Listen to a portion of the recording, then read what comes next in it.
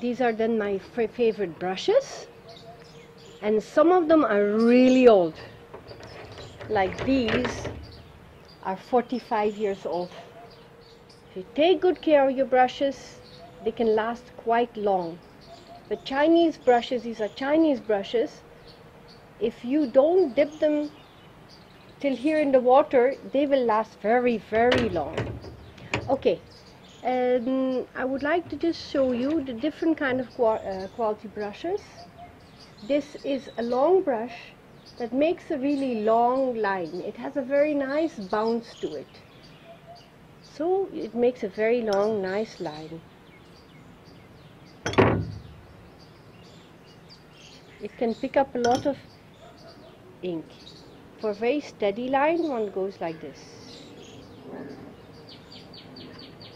See how it can take a steady line. It really depends on how you hold your brush. So this is the long brush that has a lot of bounce. I love that brush and I'm very stingy about it. I use these brushes for oil and for acrylic. Right now I'm painting in acrylic. This makes a different type of line.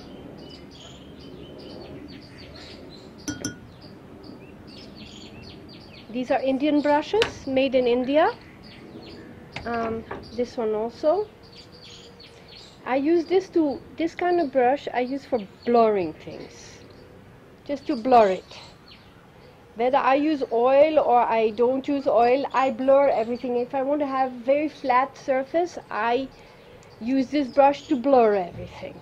Naturally, we have to always clean everything really well for it to last. But you can hold it like this or like this. So I will hold it like this, and this is for very fine work. This is like a brush with maybe 3-4 hairs in it. Toilet paper is very important and it has many uses. Also for taking the extra water out from the brushes. So sometimes you don't want to have a very thick line or very wet line. Like this is a very wet line. Let's say we are going to use a little extra paint here. Oops. This tube hardly has anything left in it. But you know, now I've made the brush very dry, and see, when you want to dry paint a little bit, you can do things like this. Let's make a tree a little bit. I'll make it a little bit wet. Now I dry it according to what I like, and we make a tree.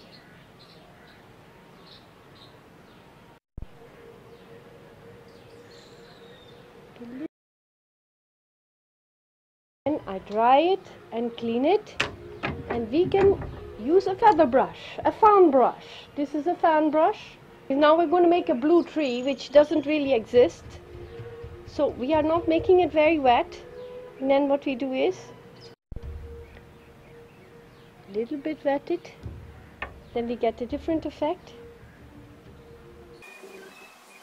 And you can keep playing with it, you know, again. You don't want acrylic paint dries very fast, so you have to really make sure. So different sizes trees, pine trees, or grass. You can even make grass like this. Bigger trees, bigger brushes, bigger paintings, bigger brushes, walls, even bigger, but it's always the same brush but different sizes. Like this can be really like a real fan, that size. Even these kind of really broad brushes, see? You would say that this and this is almost the same. This is for bigger work, this is for smaller work, but this has a different effect. Let's make it a little bit wet. It's a bit big. This. You can just use our fingers for everything if you want to, and then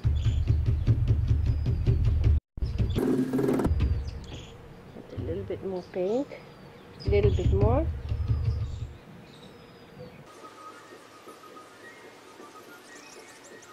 Here we go again. We want to take out some of the paint from here, and then we can use it other way around.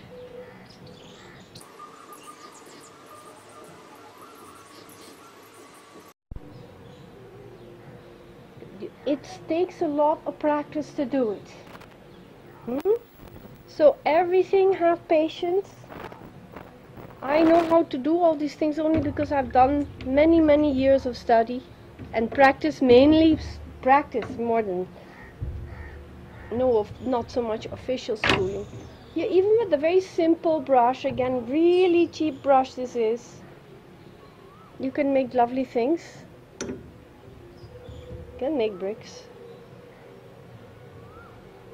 And it all depends on where you have put the paint on the brush. Let's say we put one corner more paint, so then we get this effect. A dry line like this. Make dry line. The bigger the brush, you can use it on bigger works. This is a rounded brush, a nice rounded brush. And this is also nice for flowers. I use this kind of brush a lot, also for leaves. Let's make a leaf here.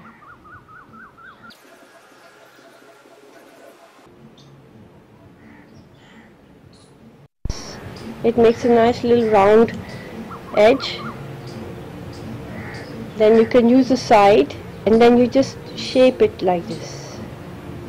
You can use see how I use my fingers to move the brush. With oil you have to use a lot more turpentine to get this kind of effect. And how much you press? More, less, more, less. And you can see if you put some color more on one side than the other, then you get another type of effect. Let's see, what have I done?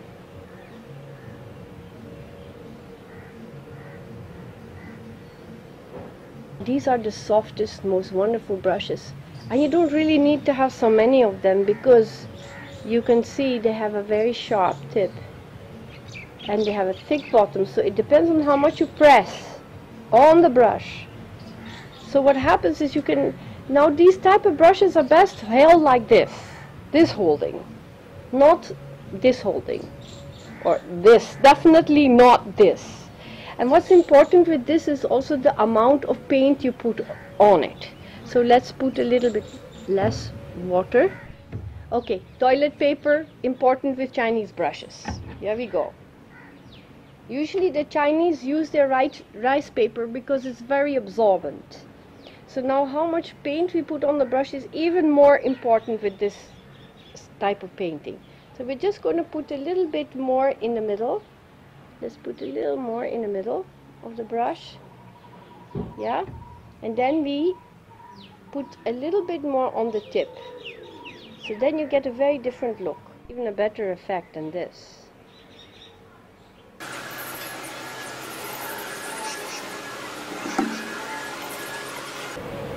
See how the brush moves so nicely. Let me just change this. Just rinse it out before it gets spoiled because we don't want to spoil the brushes. Look at this brush. This is just feathers. This is a feather brush. You can do all sorts of things with that. Just pure feathers. I think the chicken feathers. This brush I can use for just blurring lines. Just a plain makeup brush. Never throw any brushes away because they always can be useful to do anything. I'm just fooling around now. But here's your grass. You also can hold it slightly differently and do it like this. Do something like this. These are small trees in the background. This is the forest, you could say. Yeah, this is in the background. So just practice with your brushes, different ways, and it'll all happen.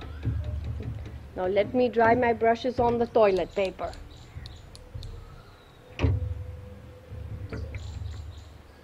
And now I'm finished for today.